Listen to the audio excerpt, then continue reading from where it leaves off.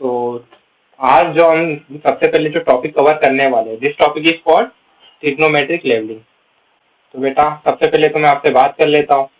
जब हमने लेवलिंग का पार्ट 1 पढ़ा था, तब हमने डिफरेंट मेथड ऑफ लेवलिंग के बारे में जाना था, है ना, कि लेवलिंग हम कितने मेथड के द्वारा कर सकते हैं। तब हमने बात करी थी कि डायरेक्ट लेवलिंग कर सकते हैं हम, ठीक है। हिप्सोमेट्रिक लेवलिंग के बारे में बात करी थी, बैरोमेट्रिक लेवलिंग के बारे में हमने बात करी थी। सिमिलरली उसी लेक्चर में हमने ट्रिग्नोमेट्रिक लेवलिंग के बारे में भी बात करी थी। हमने ये बोला था कि यह एक इनडायरेक्ट मेथड ऑफ लेवलिंग होता है, ठीक है। ज़्यादा खास डिस्कशन तो करा नहीं था, तो थोड़ी सी आज इसके बारे में, इस टॉपिक के बारे में डिस्कशन करने वाले हैं। तो बेटा क्या होता है, यह मेरा ट्रिग्नोमेट्रिक लेवलिंग जो होता है, यह एक इनडायरेक्ट मेथड होता है लेवलिंग करने का, जिसमें मैं क्या करता हूँ कि किसी भी दो पॉइंट या वेरियस पॉइंट के बीच में डिफरेंस ऑफ एलिवेशन निकालता हूँ, या फिर रिलेटिव एलिवेशन निकालता हूँ। उनके बीच में जो भी रिलेटिव एलिवेशन है वो मैं फाइंड आउट करता हूँ, ठीक है। तो इस मेथड में मुझे क्या चाहिए बेटा, इस मेथड में मुझे, जब भी मुझे डिफरेंस ऑफ एलिवेशन निकालना है दो पॉइंट के बीच में, तो मुझे दो चीज़ों की आवश्यकता पड़ती है। पहला होता है वर्टिकल एंगल, है ना, और दूसरा होता है जिन दो पॉइंट के बीच में मुझे एलिवेशन निकालना है, उन दोनों पॉइंट के बीच में जो भी हॉरिजॉन्टल डिस्टेंस है वो चाहिए होती है, ठीक है। तो दो डाटा की जरूरत पड़ती है मुझे, जिसके द्वारा मैं डिफरेंस ऑफ एलिवेशन निकाल सकता हूँ बिटवीन टू पॉइंट, ठीक है। तो आइए बात करते हैं। अब देखो, यहाँ पे मैं बेटा बोलना चाह रहा हूँ कि जो मेरा ट्रिग्नोमेट्रिक लेवलिंग है, this is a indirect method of levelling, है ना, in which in which I will determine what relative elevation of various point on the earth surface, है ना। और ये कैसे निकालूंगा, I will determine this with the help of what vertical angle and horizontal between those point, है ना। और यहाँ पर जो वर्टिकल एंगल है, I will measure this vertical angle with the help of what theodolite, theodolite की सहायता से मैं वर्टिकल एंगल निकाल लूंगा। And I will determine my horizontal distance by what, by tape, ठीक है। तो वेरी बहुत ही सिंपल चीज है, इसके बारे में हम लोग आज पढ़ने वाले हैं, ठीक है। अब एक और इम्पोर्टेंट पॉइंट मैं आपको बता देता हूँ। अब कभी कभी क्या हो सकता है कि आपसे बोल दे कि जो हमारा हाइट ऑफ इंस्ट्रूमेंट है ना, अब हमारा हाइट ऑफ इंस्ट्रूमेंट है, उसी को मैंने आपको क्या बोला था कि ये हमारा प्लेन ऑफ कॉलिमेशन है, जो हमने ट्रिग्नोमेट्रिक लेवलिंग पढ़ा था। एक मिनट। अब हमने क्या पढ़ा था, जब हमने ये चीज पढ़ी थी बेटा, है ना, जब हमने हाइट ऑफ इंस्ट्रूमेंट मेथड पढ़ा था, तब मैंने आपको बताया था कि जो मेरा हाइट ऑफ इंस्ट्रूमेंट है, उसी को मैं मेरा प्लेन ऑफ कॉलिमेशन बोल देता हूँ, है ना। यानी मेरा लाइन ऑफ साइट क्या है, हॉरिजॉन्टल है, तो वो मेरा प्लेन ऑफ कॉलिमेशन बन रहा था, लाइन ऑफ कॉलिमेशन बन रहा था, ठीक है। तो कभी मैंने आपसे प्रश्न पूछा, इफ आई आस्क यू कि how you will determine the height of a point which is above what plane of collimation, तो कैसे निकालेंगे, हम कैसे निकालेंगे, अगर हमें ये जो वर्टिकल एंगल अल्फा पता है ना, और जो डिस्टेंस है दो पॉइंट के बीच की, है ना, और वो पता है horizontal distance, then I can find out the difference of elevation और relative elevation difference, ठीक है। देखिए किस प्रकार से, एक डायग्राम की मदद से मैं आपको चीजें समझा देता हूँ। देखिए आप यहाँ पर ये पॉइंट को मैं बोल देता हूँ P, है ना, एंड और ये एक दूसरा पॉइंट है Q, आपको स्क्रीन पे दिख रहा होगा ये पॉइंट Q, और एक पॉइंट दिख रहा है आपको P। अगर मैंने आपसे पूछा कि find out the difference of elevation between point P and Q, है ना, तो वो कैसे निकालोगे आप। यहाँ पर difference of elevation between point Q P and Q क्या दिख रहा है आपको, फिगर में क्या दिख रहा है, H है। तो आप H की वैल्यू कैसे निकालोगे, आप H की वैल्यू दो, आपके H की वैल्यू निकालने के लिए यू रिक्वायर्ड टू थिंग्स। पहला तो ये जो एंगल है अल्फा, इसकी वैल्यू चाहिए आपको, है ना। और अनदर थिंग क्या चाहिए आपको, क्या चाहिए, आपको चाहिए this horizontal distance between the point, है ना, and the levelling instrument D, ठीक है। तो आप यहाँ से अपना एच की वैल्यू निकाल सकते हैं। तो एच की वैल्यू आ जाएगी H is equal to D tan alpha. तो आप देख रहे हैं with the help of simple trigonometry, है ना, with the help of simple trigonometry मैंने क्या कर लिया, मैंने रिलेटिव एलिवेशन निकाली 2 पॉइंट के बीच में, है ना। तो आप देख सकते हैं कि अगर मैंने आपसे पूछा height of any point above the plane of collimation, तो आप कैसे निकालोगे? You will determine this from horizontal distance of point from the instrument, है ना, एंड द वर्टिकल एंगल। तो काफी सिंपल सी चीजें हैं। उन्हीं सिंपल सी चीजों पे आज हम 2 क्वेश्चन कर लेते हैं, तो ये टॉपिक हमारा काफी स्ट्रांग हो जाएगा। ठीक है, तो आगे बढ़ते हैं, कुछ क्वेश्चन देखते हैं। अब ये जो क्वेश्चन करवाने से पहले मैं आपको कुछ बताना चाहता हूँ कि अगर आप बुक में देखोगे या कोई सी अच्छी टेक्स्ट बुक में देखोगे, तो आपको वहां पर काफी सारे फॉर्मूले मिल सकते हैं कि फार्मूले की सहायता से आप इल्यूशन निकाल लीजिए, है ना। Distance between point and instrument station आप निकाल लीजिए। You will find different formula for it, but my focus is कि हम लोग बेसिक से चलते हैं। हम बेसिक से ही क्वेश्चन को हल करेंगे, जो बेसिक ट्रिग्नोमेट्री है। By that we will solve our question. तो यहाँ जो आज का जो मैं पहला क्वेश्चन करवा रहा हूँ आपको, इसके मैं आपको 2 सॉल्यूशन प्रोवाइड करवाऊंगा, लेकिन क्लास में मैं आपको with the help of basic, जो बेसिक ट्रिग्नोमेट्री की बेसिक्स है, उसके द्वारा मैं आपको क्वेश्चन हल करवाऊंगा। और जो दूसरा मेथड है, सेकंड मेथड, उसका सॉल्यूशन मैं आपको जरूर दे दूंगा नोट्स में, है ना। लेकिन मैं आपको बेसिक के द्वारा क्वेश्चन हल करवाना सिखा रहा हूँ। इसमें आपको फॉर्मूले दिए, फॉर्मूले में आपको बस वैल्यू रखनी है and you will get the answer. ठीक है, तो we will not go into the formula, है ना। हमारे चीजें बेसिक से चीजों को हल कर लीजिए। ठीक है, अब देखिए यहाँ पर क्या बोला है। The top of a hill sustains an angle 9 degree 30 minute at point A, है ना। कितना डिग्री पॉइंट ए और टॉप ऑफ द हिल के बीच में कितना एंगल बन रहा है यहाँ पर? 9 डिग्री एंड 30 मिनट। ठीक है, the same point on the top of the hill sustains an angle of 12 degree 30 minute at point B. ठीक है, यहाँ पर पॉइंट बी पे कितने एंगल बन रहा है? 12 डिग्री एंड 30 मिनट, है ना। अब नाउ क्या बोल रहा है? The point B which is in direct line joining point A and top of the hill. तो ये बोल रहा है कि जो आपको पॉइंट बी है, ए है, एंड टॉप ऑफ द हिल, ये क्या है? एक लाइन में। ठीक है, ये क्वेश्चन में दिया हुआ है। ठीक है, अब हमारे पास दो ऑप्शन आ रहे हैं।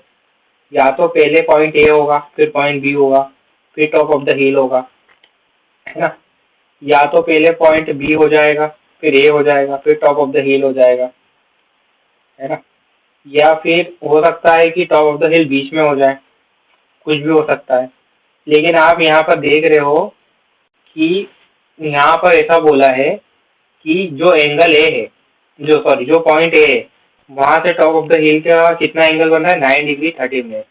लेकिन बी पॉइंट से जो टॉप ऑफ द हिल का जो एंगल बन रहा है, दैट इज 12 डिग्री 30 मिनट। तो यहाँ से मुझे एक अंदाजा हो गया है कि पॉइंट ए दूर होगा एंड पॉइंट बी हिल के पास में होगा।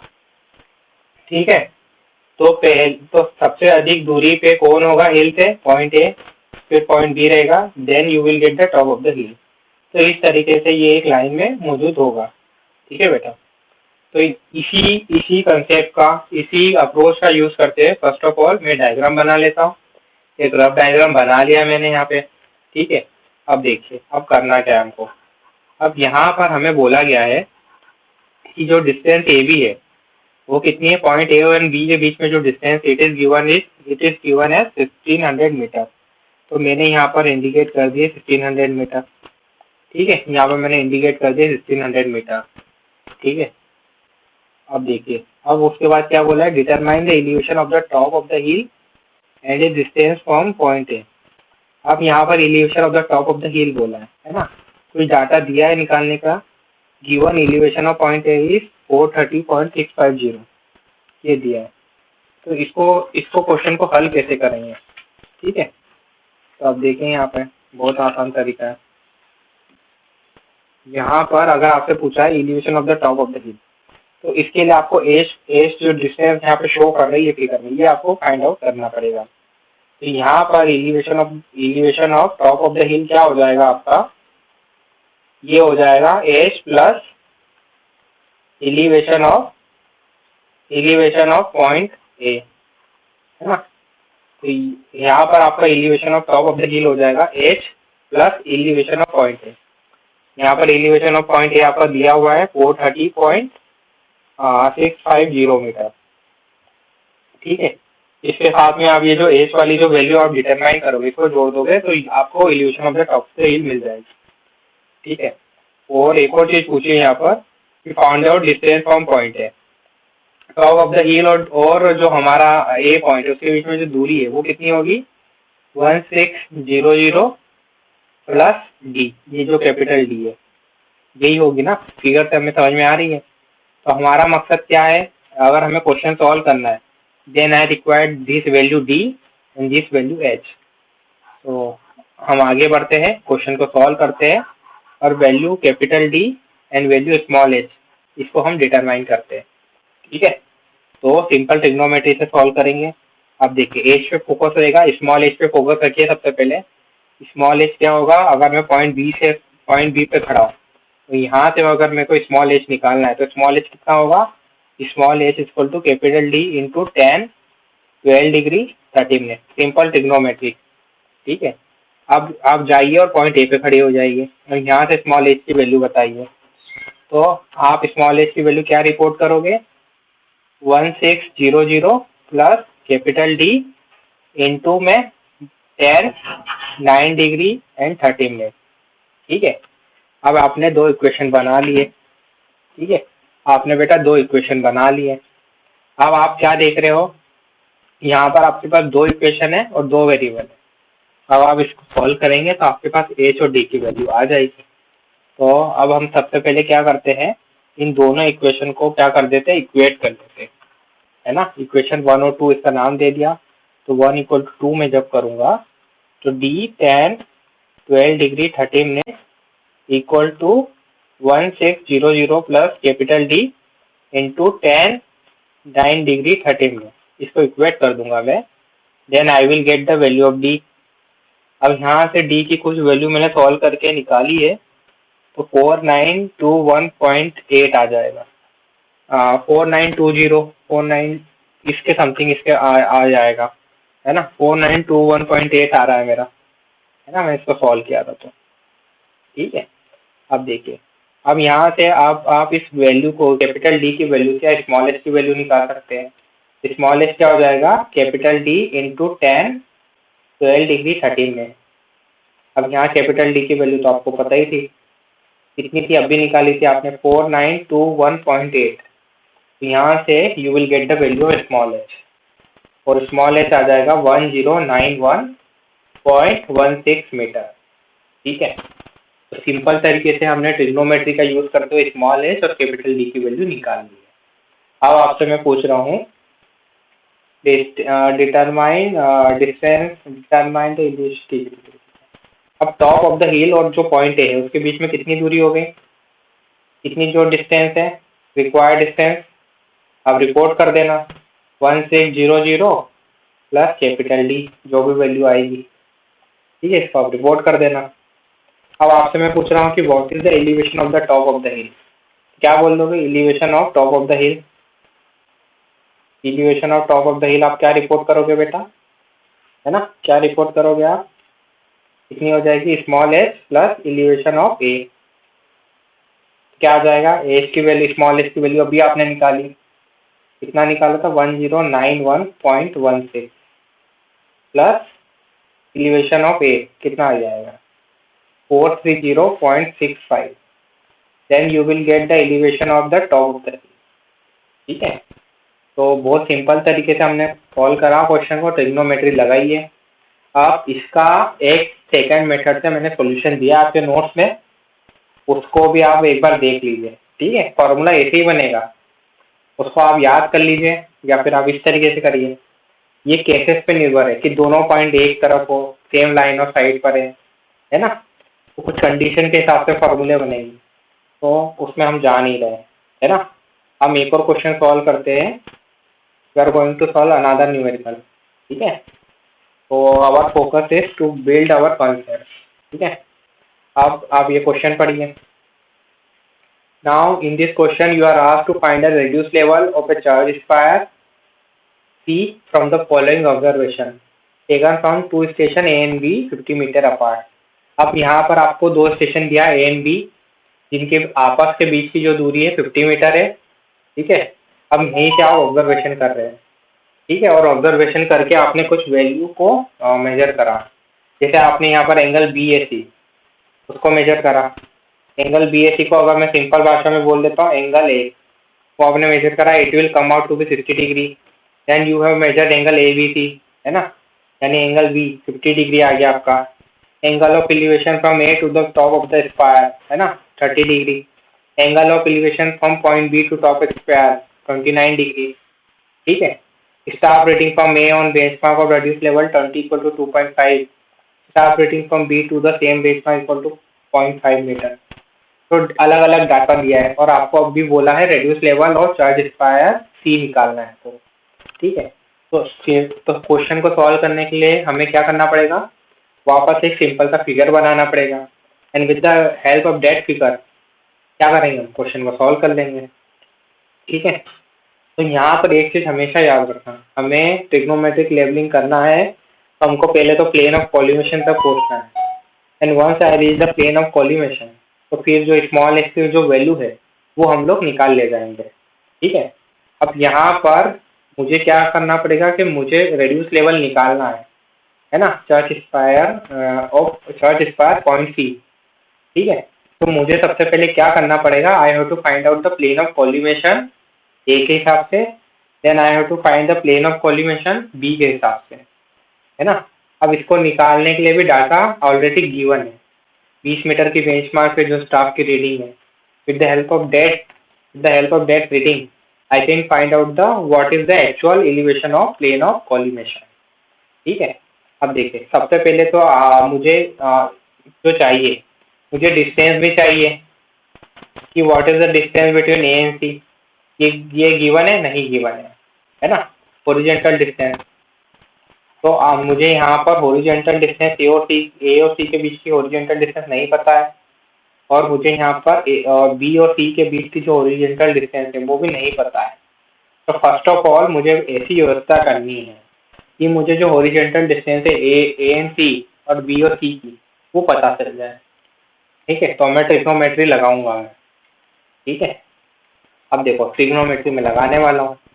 अब देखो सिंपल सी बात मैं कर लेता हूँ, ये जो पॉइंट ए है, पॉइंट बी है और पॉइंट सी है ना, इनको मैं एक लाइन के माध्यम से जोड़ देता हूँ, पॉइंट ए बी और सी को, ओके।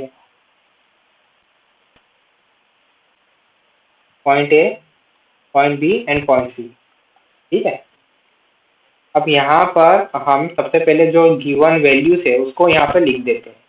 अब आप देखोगे कि एंगल जो है, angle A it is around 60 degree, angle B is given है 50 डिग्री। अब यहाँ से आप एंगल सी निकाल लोगे क्या, एंगल सी कितना हो जाएगा, 180 degree minus 60 degree minus 50 degree, है ना। तो angle C it will come out to be 70 degree. तो आप ट्रिग्नोमेट्री का प्रयोग करके एंगल सी निकाल लेना सबसे पहले, ठीक है। अब उसके बाद एक होता है बेटा sine formula, sine rule. Sine law क्या बोलता है, साइन लॉ क्या बोलता है, साइन लॉ क्या बोलता है बेटा, साइन लॉ के माध्यम से हम क्या निकालेंगे, हॉरिजॉन्टल डिस्टेंस निकालेंगे। साइन लॉ क्या बोलता है कि मान लीजिए कि कोई भी पर्टिकुलर साइड है, उसको आप लिख दीजिए डिवाइड बाय उस साइड के सामने वाला एंगल। जैसे ये जो एसी है, एसी साइड के सामने जो एंगल बन रहा है वो कितना है, 50 डिग्री। तो एसी अपॉन में साइन 50 डिग्री कर दीजिए आप, है ना। अब यहाँ पे बीसी साइड है, अब बीसी साइड के अपॉन में लिख दीजिए उसके सामने जो एंगल बन रहा है, बीसी साइड के सामने कितना एंगल बन रहा है, 60 डिग्री, तो साइन 60 कर दीजिए आप, ठीक है। अब सिमिलरली यहाँ पर आप कर दीजिए, कौन सा साइड बचा, ए बी, ए बी के सामने जो एंगल बन रहा है, ए बी के सामने कितना एंगल बन रहा है, 70 डिग्री बन रहा है ना। तो ए बी अपॉन में साइन 70 डिग्री आप कर दीजिए, ठीक है। अब यहाँ पर आपके पास ए एंड बी के बीच की जो दूरी थी ए बी, कितना दिया आपको, 50 मीटर दिया है क्वेश्चन में, ठीक है। अब यहाँ से आप एक बार क्या करना कि इन इक्वेशन का प्रयोग करते हुए आप AC डिस्टेंस निकाल सकते हैं और BC डिस्टेंस निकाल सकते हैं, ठीक है। तो यहाँ से आपको जो भी हॉरिजॉन्टल डिस्टेंस है पॉइंट A एंड C के बीच में, you will get that distance. Similarly you will get the horizontal distance between point B and point C, यानी BC दूरी भी आपको पता चल जाएगी। ठीक है, तो आप इसको सॉल्व करिए। तो जो AC डिस्टेंस थी वो कितनी आ जाएगी, यहाँ से AC आ जाएगा, AC कितना आ जाएगा, AC कैसे निकालोगे, AC upon sine 50 equal to 50 upon में साइन 70। तो from here you will get AC equal to 40.76 metre आ जाएगा आपका AC। ठीक है, तो सिमिलरली आप यहाँ से BC डिस्टेंस भी निकाल सकते हैं with the help of sine law. Mechanics में आपने पढ़ा होगा ये चीजें। यहाँ से जो BC डिस्टेंस है, you will find out this BC distance and ये इस फॉर्मूले के थ्रू इस इक्वेशन को सॉल्व करें तो आपको BC डिस्टेंस मिल जाएगा। BC डिस्टेंस आ जाएगा अराउंड 46.08 मीटर। ठीक है बेटा, अब देखिए इस स्टेज तक आपने क्या करा, जो भी हॉरिजॉन्टल डिस्टेंस थी पॉइंट के बीच में वो आपने निकाल ली। अब आपको क्या करना है, अब आपके पास एंगल ऑफ एलिवेशन भी है, यानी वर्टिकल एंगल भी है। यानी अगर आपके पास इस कंडीशन में क्या हो गया, हॉरिजॉन्टल डिस्टेंस भी आ गई, यहाँ तक AC और BC आ गया ना आपके पास, और आपके पास जो वर्टिकल एंगल है अल्फा A और B से वो भी आ गया। तो दोनों जगह से खड़े होके, यानी A से और B से, दोनों जगह से जहाँ से आप एंगल मेजर कर रहे थे वहां से आप स्मॉल h की वैल्यू निकाल सकते हैं। ठीक है, ये कंडीशन हो गई। अब आपको प्लेन ऑफ कॉलिमेशन तक कैसे भी पहुंचना है। ठीक है, तो उस वहां तक कैसे पहुंचेंगे, तो आइए उसकी भी बात कर ही लेते हैं। ठीक है, देखिए यहाँ पर मैंने वही फिगर को वापस से बनाया है, उसी फिगर को मैंने वापस से बनाया है बेटा। देखिए आप यहाँ पर,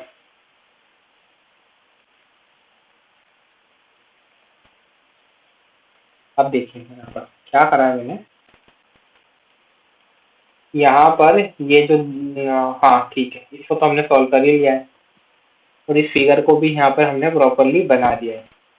ठीक है, अब देखें यहाँ पर ये जो स्टेटमेंट की height of point above plane of collimation is determined from horizontal distance of point from instrument station and vertical, जो मैंने बात बोली थी इसको मैंने यहाँ नोट डाउन भी लिख भी दिया है बेटा, है ना। I have written this statement. ठीक है ना, मैंने इसको यहाँ लिख दिया है। अब इसी स्टेटमेंट का प्रयोग करते हुए I will find out what my जो मुझे एक्चुअली में जो फाइंड आउट करना है ना, क्या फाइंड आउट करना है, जो टॉप ऑफ द स्फीयर का जो एलिवेशन है वो फाइंड आउट कर लूंगा, है ना, यानी RL ऑफ पॉइंट C में पता कर लूंगा। ठीक है, अब यहाँ पर जो टॉप ऑफ द स्फीयर था पॉइंट C पे, इसको मैंने बोल दिया this is my reduce level at point C, है ना। तो अब क्या करना है बेटा, अब यहाँ पर आपने BC डिस्टेंस निकाल लिया था, AC डिस्टेंस भी निकाल लिया यहाँ था। एक बार इसको मैं देख लेता हूँ AC डिस्टेंस कितना आया था। AC डिस्टेंस था मेरा 40.76 metre and BC distance what 46.08 metre, अभी हमने साइन लॉ के थ्रू निकाल लिया था। ठीक है, अब यहाँ पर मुझे क्या निकालना है, RL निकालना है, RL of point, RL of church square that is point C, वो निकालना है। तो RL एट पॉइंट C आप कैसे जा सकते हो, या तो पॉइंट B के माध्यम से भी कैलकुलेशन कर सकते हो या with the help of point A, इसके द्वारा भी आप RL एट पॉइंट C निकाल सकते हो। तो RL एट AC यानी पॉइंट C कैसे निकालता हूँ मैं, RL एट, इसको मैं दोनों तरीके से निकाल लेता हूँ। इसको मैं यहाँ लिख देता हूँ, RL ऑफ C फ्रॉम, है ना, फ्रॉम इंस्ट्रूमेंट स्टेशन है। पहले तो मैं A से खड़े होके बात कर लेता हूँ कि जो टॉप ऑफ द स्फीयर है that is RL eight point C, वो मैं फ्रॉम इंस्ट्रूमेंट स्टेशन A से निकाल लेता हूँ। तो पहले मुझे क्या है कि A पे जो मेरा प्लेन ऑफ कॉलिमेशन है वहां तक की मैं क्या कर लेता हूँ, हाइट निकाल लेता हूँ। ठीक है, तो कैसे निकालूंगा मैं, कुछ डाटा गिवन है क्या, मुझे कुछ डाटा गिवन है। देखिए A पे staff reading from A on benchmark और रेड्यूस लेवल 20 इज 2.5 मीटर। तो plane of collimation at A कितना हो जाएगा, 20 प्लस 2.5 यानी 22.5 मीटर हो जाएगा, है ना, यही होगा ना 22.5। तो इसको हम लोग यहाँ लिख देते 22.5 प्लस में h की जो वैल्यू A से आएगी, तो कितना आएगा बेटा HA लिख देता हूँ, HAC। तो कितना आ जाएगा यहाँ पे बेटा, कितना आ जाएगा, कितना आ जाएगा, HAC equal to distance AC into 1030 degree, 1030 degree ही आएगा, और क्या वही आएगा, और क्या।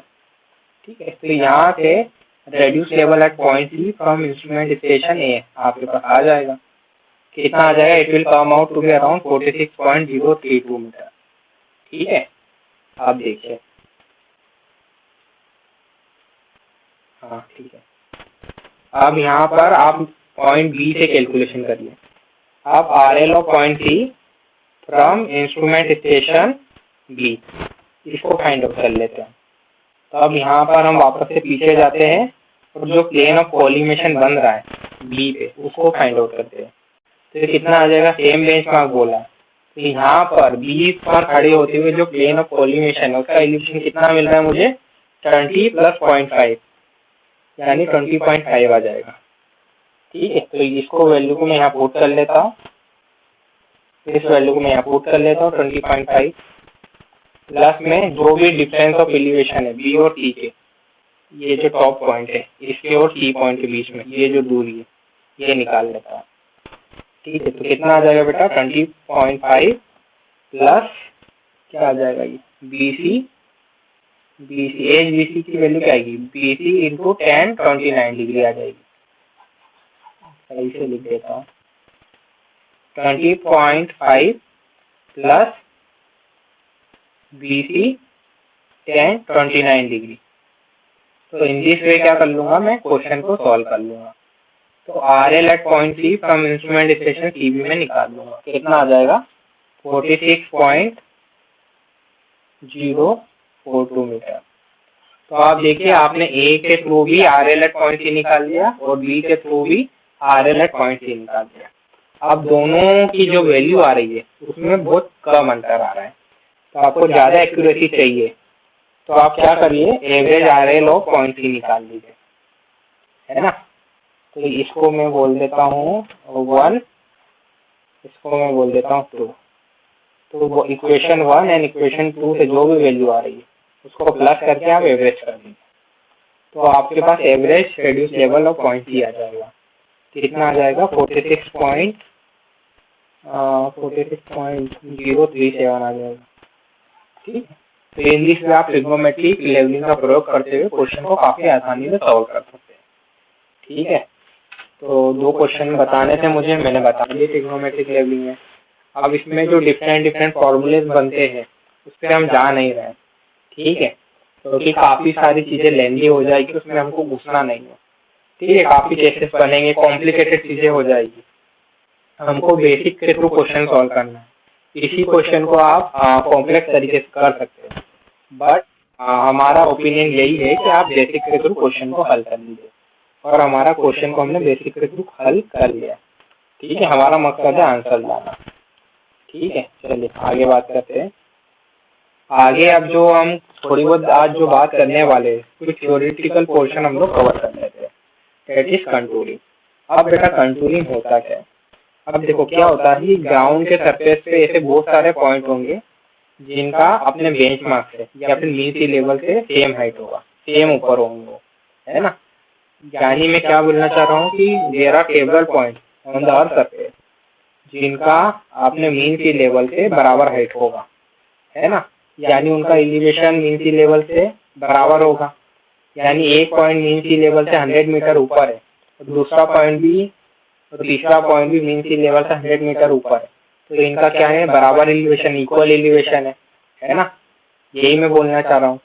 तो अगर ऐसे पॉइंट को मैं एक लाइन के थ्रू जोड़ दूं, एक इमेजिनरी लाइन के थ्रू मैं जोड़ दूं, then I can say that imaginary line है कंटूर। ठीक है, उस इमेजिनरी लाइन को मैं कंटूर बोल सकता हूँ। तो मैं यहाँ पे बेटा ये डेफिनेशन दे रहा हूँ कि contour may be defined as an imaginary line that is passing through point of equal elevation on the earth surface।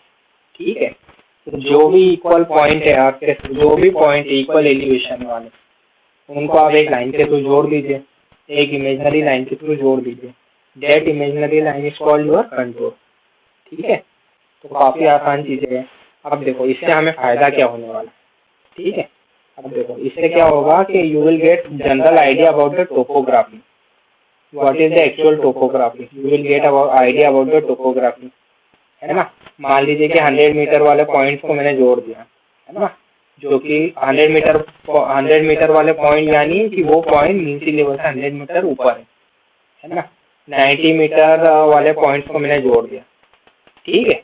तो मुझे क्या हो जाएगा बेटा, जनरल आइडिया हो जाएगा टोपोग्राफी का। इस तरफ जाऊंगा तो क्या है कि हाइट बढ़ रही है ना। इस तरफ जा रहा हूँ तो हाइट कम हो रही है ग्राउंड सरफेस की। तो आई will gate a general knowledge about the topography of the ground, ठीक है। अब देखो कंटूर की एक और डेफिनेशन हो सकती है, मैं ऐसा बोल सकता हूँ, it is the intersection of level surface with the surface of the earth, है ना। It can be defined as the intersection of level surface with the surface of the earth, ठीक है। अब देखो यहाँ पर एक नया टर्म है जिसको हम डिफाइन करने वाले हैं, सबमरीन कंटूर, फेटम्स और बैटमेट्रिक कर्व। ये क्या होता है देखो, अब कंटूर क्या पानी के अंदर बना सकते हैं कि नहीं। When the contours are drawn underwater, they are termed as submarine contour, phantoms और bathymetric curves। एक theoretical point था इसलिए मैंने आपको बता दिया, ठीक है बेटा।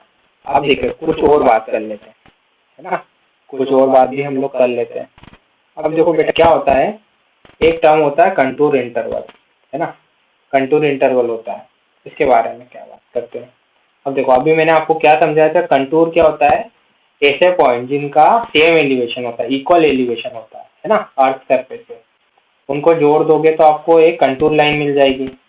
ये वाली जो लाइन है, ये जो लाइन दिख रही है आपकी, ये वाली, ये लाइन है 110 मीटर वाली कंटूर लाइन, यानी इस लाइन पे जो भी पॉइंट मौजूद होंगे, ये जो लाइन जा रही है गोल गोल जो लाइन में बना रहा हूँ क्लोज कर्व के फॉर्म में, इस लाइन पे जो भी पॉइंट होंगे वो मीन सी लेवल से 110 मीटर ऊपर होंगे, ठीक है।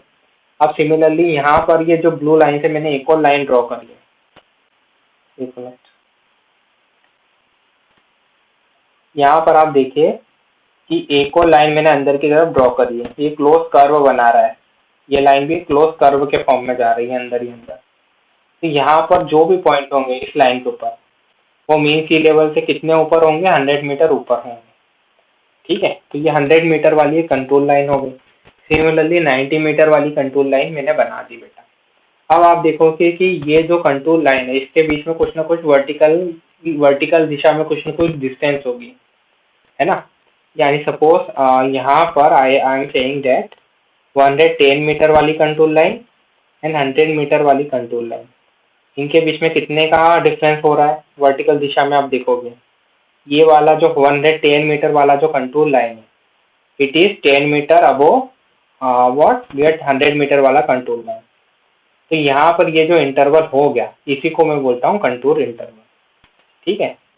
अब इसके बाद आप नीचे देखिए 90 मीटर वाली कंट्रोल लाइन हो गई, तो इन दो लाइन के बीच में कितने का डिफरेंस आ गया, वर्टिकल डिस्टेंस कितना आ रहा है, 10 मीटर का आ रहा है। तो ये जो 10 मीटर हो गया यहाँ पर, इसी को मैं बोलता हूँ कंटूर इंटरवल। तो टेक्निकली अगर मैं बोलूँ तो वर्टिकल डिस्टेंस बिटवीन दो कॉन्सिक्यूटिव कंटूर लाइन, उसी को मैं बोल देता हूँ कंटूर इंटरवल, ठीक है। यहाँ पर 3 कंटूर लाइन बनाया हुआ था, 90 मीटर, 100 मीटर एंड 110 मीटर। तो अब यहाँ देख रहे हैं कि दो कॉन्सिक्यूटिव कंटूर लाइन के बीच में कितना डिफरेंस आ रहा था, कितना वर्टिकल डिस्टेंस आ रहा था, कितना वर्टिकल डिस्टेंस आ रहा था, 10 मीटर आ रहा था। तो vertical distance between consecutive contour, उसी को मैं बोल रहा हूँ बेटा कंटूर इंटरवल, ठीक है। तो ये पॉइंट को आप रिमेम्बर रखना।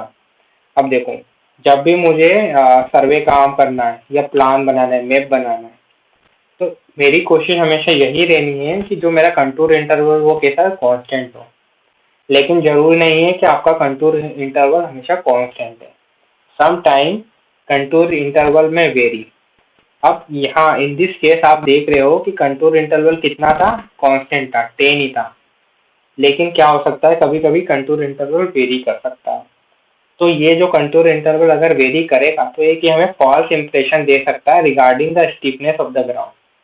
तो हमारी कोशिश रहनी चाहिए कि जो भी हमारा कंटूर इंटरवल है वो कैसा हो, कांस्टेंट हो, ठीक है। पहला पॉइंट तो ये। और कंटूर इंटरवल की जो जनरल रेंज होती है that is around 1 to 15 metre. That is around 1 to 15 metre इसकी जनरल रेंज होती है। ठीक है, तो ये पॉइंट आप याद रखना। देखिए मैंने यहाँ लिख भी दिया है। It is desirable to have constant contour interval throughout the map, लेकिन कभी कभी वेरिएबल कंटूर इंटरवल भी हो सकता है। फॉल्स इंप्रेशन दे देगा वो regarding the stiffness of the ground, है ना, वो चीज बोली है। जनरल कंटूर इंटरवल भी यहाँ मैंने बता ही दिया आपको। अब देखिए कंटूर इंटरवल आपको रखना कैसे है। अगर आप कंटूर इंटरवल को बहुत कम रखते हो, मान लीजिए कि 1 या 2 मीटर का रखते हैं, 99 मीटर वाली कंटूर लाइन बना दी, फिर 98 मीटर वाली कंटूर लाइन बना दी, फिर 97 मीटर वाली कंटूर लाइन बना दी, यानी कंटूर इंटरवल बहुत कम है, बहुत छोटा है। तो आप बहुत एक्यूरेसी से, बहुत प्रिसाइज तरीके से टोपोग्राफी के बारे में बता सकते हैं, बात बता सकते हैं। लेकिन कंटूर इंटरवल बहुत ज्यादा है, तो आप इतनी प्रिसाइज तरीके से टोपोग्राफी के जो जनरल फीचर्स है उसके बारे में बात नहीं कर सकते। ठीक है, तो कुछ छोटी छोटी चीजें थी, थियोरेटिकल बात टॉपिक है ये, इसलिए मैं इसमें अब ज्यादा टाइम नहीं लेता हूँ। अब आ जाता हूँ मैं इसमें जनरल जनरल चीजों पे आ जाता हूँ, है ना। तो यहाँ पर बेटा जो हमारा कंटूर इंटरवल रहता है ये कुछ फैक्टर्स पे निर्भर करता है। पहला फैक्टर है shape scale of the plan, scale of the map. अब देखिए हमने स्केल पढ़ ही लिया था। अगर कंटूर इंटरवल लार्ज है ना, कंटूर इंटरवल क्या है, अगर लार्ज है, if your contour interval is large, है ना, तो क्या होगा, if your contour interval is large, तो ये कंटूर इंटरवल लार्ज कब करोगे, स्मॉल स्केल होगा या लार्ज स्केल होगा, कब करेंगे आप, जब आपका स्केल जब आपका स्केल छोटा रहेगा, स्मॉल स्केल रहेगा, तब आप अपने कंटूर इंटरवल को बेटा लार्ज रख सकते हैं। ठीक है, अब क्या होगा, स्मॉल स्केल बोला है मैंने आपको, अगर आपने स्मॉल स्केल लिया है तो आप अपने कंटूर इंटरवल को लार्ज रखना ही पड़ेगा आपको। स्मॉल स्केल जनरली होता है किसी कंट्री का, किसी कॉन्टिनेंट का, किसी कंट्री या कॉन्टिनेंट का जब हम मैप बनाएंगे, प्लान बनाएंगे, तो उसका स्केल हम बहुत छोटा रखेंगे और वहां पर जो कंटूर इंटरवल होगा वो बड़ा रखेंगे। और कंटूर इंटरवल हमने छोटा रख दिया तो वो कंटूर इंटरवल क्या होगा बेटा, छोटे स्केल के कारण क्या हो जाएगा, एक के ऊपर एक बहुत पास में हो जाएंगे। तो जब हम स्मॉल स्केल की बात करें, यानी हम किसी कंट्री का मैप बना रहे हैं, किसी कॉन्टिनेंट का मैप बना रहे हैं, देन इन दिस केस हमें क्या करना है, कंटूर इंटरवल को लार्ज रखना चाहिए। ठीक है, ओवर क्राउडिंग ऑफ कंटूर हो जाएगा। अब देखिए अगर पर्पस, ये बहुत इंपॉर्टेंट काम है, if the purpose of the map बहुत इंपॉर्टेंट है, बहुत महत्वपूर्ण कार्य है, तब क्या है कि आप कंटूर इंटरवल को स्मॉल रख सकते हैं, है ना। स्मॉल कब रखोगे, स्मॉल कंटूर इंटरवल कब रखोगे, जो पर्पस है, पर्पस इज वेरी इंपॉर्टेंट, है ना। स्मॉल कंटूर इंटरवल पे जाके आप डिटेल कलेक्ट करिए, लेकिन पर्पस जनरल रिकॉनाइसेंस वगैरह करना है, प्रिलिमिनरी सर्वे करना है, तो कंटूर इंटरवल को आप बड़ा रख दीजिए। ठीक है, अब नेचर ऑफ द कंट्री पे भी निर्भर करता है। ठीक है, अगर फ्लैट ग्राउंड है, अगर आपका जो ग्राउंड है वो कैसा है, फ्लैट ग्राउंड है, तो यहाँ पर कंटूर इंटरवल को आप छोटा रखिए, है ना, ताकि आपको आपसे छोटी सी छोटी डिटेल भी आपसे मिस नहीं हो। लेकिन मान लीजिए कि अगर स्टीप ग्राउंड है, if your ground is steep, है ना, बहुत ज्यादा स्लोप आ रहा है, तो आप कंटूर इंटरवल को लार्ज भी रख सकते हैं। ठीक है, तो कुछ छोटी छोटी बात है, थ्योरेटिकल बातें मैं बता रहा हूँ उसको। अब देखिए अगर आपके पास टाइम बहुत कम है, अगर आपके पास सर्वे करने जा रहे हैं and if you have very less time, then contour interval आपको क्या रखना पड़ेगा, बढ़ाना पड़ेगा, लार्ज रखना पड़ेगा। ठीक है, और अगर आपके पास फंड भी कम है, इफ यू लेस फंड, है ना, फंड कम है, तब भी कंटूर इंटरवल क्या रखना पड़ेगा, लार्ज रखना पड़ेगा। छोटे छोटे कंटूर इंटरवल रखोगे आप, है ना, तो ज़्यादा फंड की रिक्वायरमेंट होगी, ज़्यादा सर्वे काम करना पड़ेगा, ज़्यादा लेबल लगेगा, खर्चा भी बढ़ जाएगा, है ना। तो छोटी छोटी चीज़ें हैं। अब देखिए हम कंटूर के कुछ ना कुछ कैरेक्टरिस्टिक की बात भी कर लेते हैं, क्योंकि कभी कभी क्या होता है कि कैरेक्टरिस्टिक के ऊपर भी कुछ ना कुछ थ्योरेटिकल क्वेश्चन बन जाते हैं। तो इसको मैं फटाफट करवा देता हूँ, ज़्यादा डिस्कशन नहीं करूँगा इन डेप्थ में। ठीक है, ठीक है, मैंने यहाँ लिखे दिया है कि all points on contour line है सेम एलिवेशन। ये पॉइंट आपको याद रखना है। When no value is indicated, तो वो क्या बताएगी, फ्लैट टेरेन बताएगी। और 0 मीटर कंटूर लाइन आपको कोस्ट लाइन पे बताई जाएगी, है ना, it represent coast line. Theoretical बातें। अब देखिए, यहाँ ये बोला है कि दो कंटूर लाइन कभी भी इंटरसेक्ट नहीं करते, क्योंकि दो दो कंटूर लाइन का क्या होगा बेटा, एलिवेशन अलग अलग होगा। दो कंटूर लाइन जो रहेगी उनका एलिवेशन अलग अलग होगा, इक्वल एलिवेशन तो होगा नहीं दो कंटूर लाइन का, तो वो इंटरसेक्ट नहीं करेगी। लेकिन दो केसेस में ये कंटूर लाइन क्या कर सकती है, इंटरसेक्ट कर सकती है। जैसे आप यहाँ ओवरहैंगिंग क्लिप देखिए, यहाँ पर इस पॉइंट का एलिवेशन कुछ अलग होगा और इस पॉइंट का एलिवेशन अलग होगा। तो यहाँ से जो कंटूर लाइन जाएगी और यहाँ से जो कंटूर लाइन जाएगी वो आपस में क्या कर सकती है, इंटरसेक्ट कर सकती है। ओवरहैंगिंग क्लिप हो गई, या फिर एक केव पेनिट्रेटिंग ए हिल साइड, यहाँ पर कंटूर लाइन क्या इंटरसेक्ट हो सकती है। ठीक है, ये एक और पॉइंट आपको याद रखना है।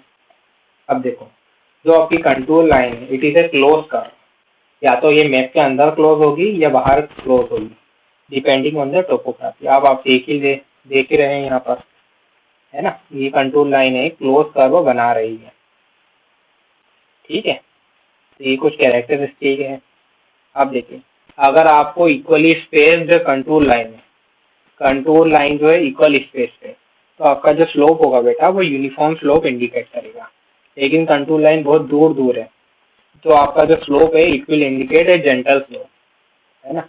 लेकिन अगर आपका आपका जो कंटूर है ना, वो बहुत पास पास इस तरीके से आपको कंटूर लाइन दिखेगी, तो हो सकता है वहां पर कैसा स्लोप हो, स्टीप स्लोप। तो वो जनरल जनरल चीजें हैं, ये आपको याद रखना है ना, ये आपको याद रखना है। चलिए आगे बढ़ते हैं। देखो, a set of close contour line with higher elevation या higher figure inside and lower figure outside. अगर मैंने ये बोला कि क्लोज कंटूर लाइन है और बड़े बड़े कंटूर लाइन अंदर की तरफ है और बाहर की तरफ छोटे फिगर है, यानी आप यहाँ देखिए, यहाँ पर इक्वल एलिवेशन वाले पॉइंट 2000 मीटर, ये देखिए 2000 मीटर इक्वल एलिवेशन वाले पॉइंट, है ना, 2000 मीटर वाली कंट्रोल लाइन है वो जा रही है। उसके ऊपर 2250 मीटर वाली कंट्रोल लाइन जा रही है। उसके ऊपर जा रही है 2500, मतलब 2500 मीटर वाली कंट्रोल लाइन जा रही है। फिर उसके ऊपर 3000 मीटर वाली कंट्रोल लाइन जा रही है, और सबसे ऊपर 3500 मीटर वाली कंट्रोल लाइन जा रही है। तो ऐसी स्थिति आ रही है कि जो बड़े फिगर अंदर की तरफ हो और छोटे फिगर बाहर की तरफ हो, तो ये एक हिलॉक को इंडिकेट करेगी, पहाड़ी को इंडिकेट करेगी। लेकिन अगर स्मॉल फिगर अंदर की तरफ हो और बड़े बड़े जो फिगर है वो बाहर की तरफ हो, तो वो एक तालाब को या डिप्रेशन को इंडिकेट कर सकती है। ठीक है, अगर तालाब है बेटा, तो यहाँ पर बीच में जो सेंटर पे जो एलिवेशन होगा वो कम होगा, और बाहर की तरफ आप बढ़ोगे तो एलिवेशन क्या होगा, बढ़ेगा, है ना। तो जनरल जनरल चीजें हैं। अब देखिए, कुछ और जनरल पॉइंट है। एक वाटर शेड और ridge line and the valley line, this cross contour at right angle. अब यहाँ पर रीज लाइन क्या होती है बेटा, the line joining highest point of a series of hill. एक सीरीज है हिल की, तो वहां पर जो हाईएस्ट पॉइंट है हिल पर, बहुत सारी हिल है आसपास, पहाड़ियां हैं, वहां पर जो भी हाईएस्ट पॉइंट है उन हाईएस्ट पॉइंट को एक लाइन के थ्रू आप ज्वाइन करवा दीजिए। ठीक है, तो जो लाइन बनेगी, जो इमेजिनरी लाइन बनेगी, उसको मैं रीज लाइन बोल दूंगा। सिमिलरली लोवेस्ट पॉइंट होंगे किसी वैली में, उनको आप लाइन के थ्रू ज्वाइन करवा दीजिए। तो जो लाइन बनेगी, इमेजिनरी लाइन जो बनेगी, उसको मैं वैली लाइन बोल सकता हूँ।